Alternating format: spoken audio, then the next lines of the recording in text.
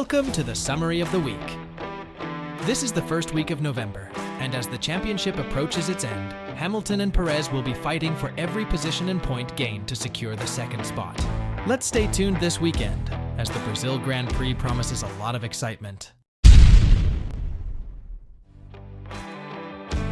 In the Mexico City Grand Prix, Charles Leclerc found himself at the center of controversy after a first-lap collision with Sergio Perez. As the race kicked off, Perez made a legitimate attempt to overtake Leclerc on the outside, but the Ferrari driver was caught between Perez and Max Verstappen, who was on the inside. This precarious situation led to contact, launching Perez into the air and causing extensive damage to his Red Bull, forcing him to retire early from his home race. Despite the collision, Leclerc managed to continue, although his car suffered damage, notably with a loose front wing end plate. Leclerc faced scrutiny from race stewards due to the unsafe condition of his car following the incident. Ferrari defended their position, stating that they had monitored the situation and believed the wing structure was secure. However, the end plate eventually detached, prompting a brief virtual safety car period. Ferrari's argument hinged on an agreement established in October 2022 between teams and the FIA, following a similar incident involving Fernando Alonso and Lance Stroll. According to this agreement, the detachment of the end plate did not render the car unsafe, leading to the stewards deciding not to penalize Leclerc further. Despite the controversy, Leclerc finished the race in third place, with Verstappen securing his record 16th win of the season and Lewis Hamilton finishing second. Leclerc expressed his disappointment over the incident, emphasizing that he did not crash into Perez intentionally. He explained that he was caught between the two Red Bulls and had nowhere to go, which resulted in the collision. The incident not only affected Perez's race, but also impacted the championship standings, narrowing the gap between Hamilton and Perez in the drivers' standings. Despite the boos from the crowd, Leclerc maintained his innocence, asserting that the collision was a consequence of the challenging race circumstances. Was Sergio Perez right to go for the move into Turn 1? Let us know in the comments.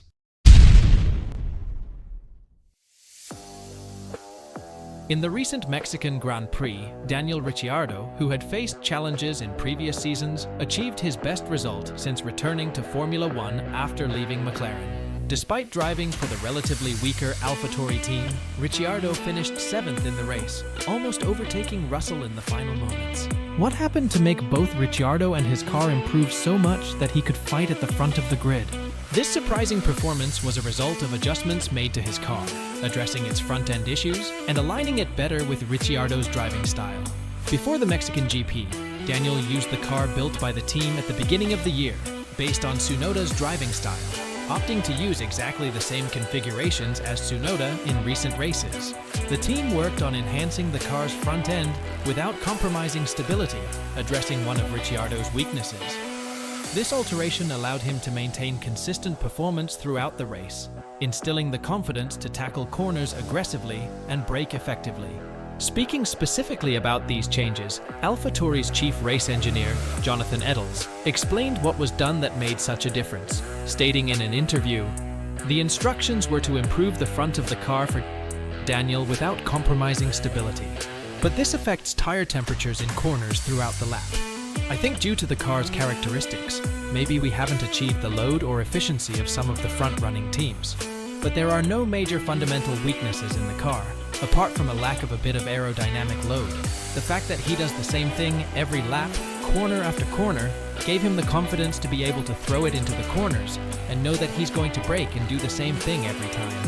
Ricciardo's success in Mexico has raised expectations for the upcoming races. If the car continues to perform well and Ricciardo maintains his newfound confidence, AlphaTauri anticipates even better results. Ricciardo's aggressive driving style, combined with the enhanced car dynamics, positions him as a contender at the front of the grid, making the team optimistic about their prospects in the remaining races of the season.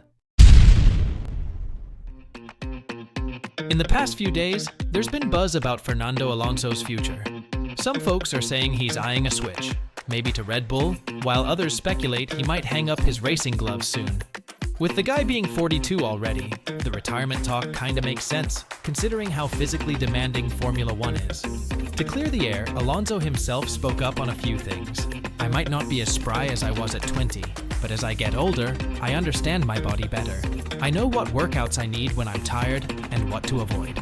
Experience balances out the physical stuff.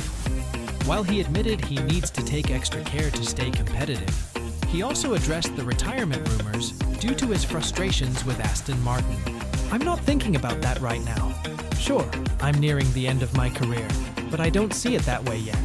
I don't have a specific date to call it quits. So, Alonso's making it clear he's got some gas left in the tank for Formula One. He didn't spill the beans on those Red Bull rumors either. We'll just have to wait and see what unfolds. No doubt he'll face questions about this during the Brazilian Grand Prix this weekend.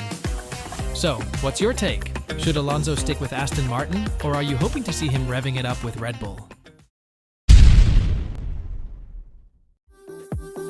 The Grand Prix in Mexico City was defined by Kevin Magnussen's crash on lap 33. He was in 16th position and ahead of Logan Sargent, leading to a red flag and dividing the race. The crash occurred in Sector 2 at Autodromo Hermanos Rodriguez after a strange move by Magnussen's VF23. During this sequence, the Danish driver's car took a strange trajectory as he navigated the corners, heading straight into the wall at turn 9 at high speed. Upon review, it was clear that the issue was the rear suspension of Magnussen's left rear wheel, not aggressive driving. Günther Steiner, Haas team principal, stated, "It was a heat issue that caused a suspension failure. Kevin was defending, and it just gave up. It was simply because of the high temperatures here. We just have to manage it better." Nico's car was fine, emphasizing the challenges posed by the high temperatures at Autodromo Hermanos Rodriguez due to Mexico City's altitude and unique air conditions. Kevin Magnussen also shared his perspective on the incident, explaining his experience behind the wheel. "The suspension gave way. The rear left specifically lost a lot of grip a couple of laps before that. I suddenly lost a lot of grip, and then it gave way," said the Haas driver during the press conference. Magnussen only suffered minor discomfort in his hands from the impact, similar to Daniel Ricciardo's situation in Zandvoort, though with much less severe consequences.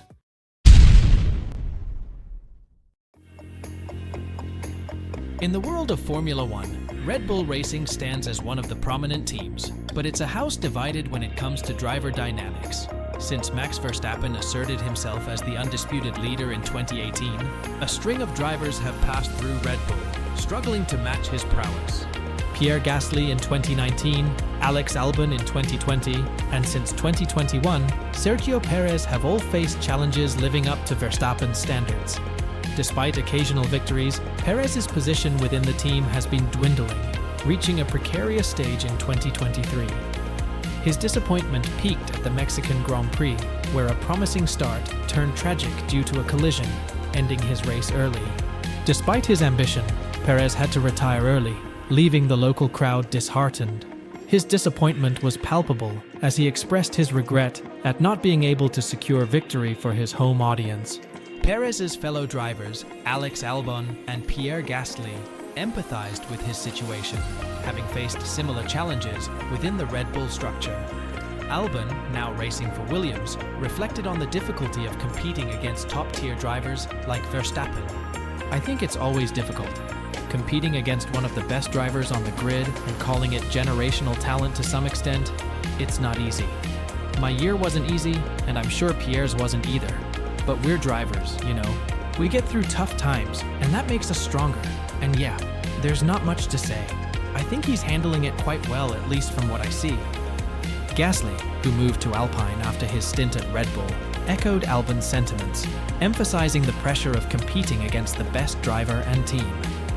Perez's struggle was compounded by the aggressive race dynamics, as highlighted by his comments on Charles Leclerc's unexpected move. Despite the setback, Perez remained determined, vowing to come back stronger and deliver the victory his fans yearn for, symbolizing the bittersweet reality of his tenure at Red Bull Racing.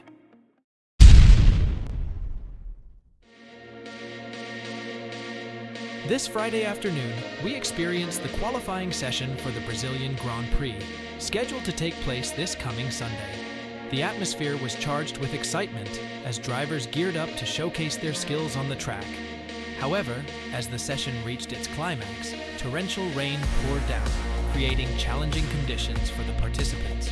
The intensity of the rainfall escalated towards the end of the qualification, eventually leading to an abrupt interruption of the race.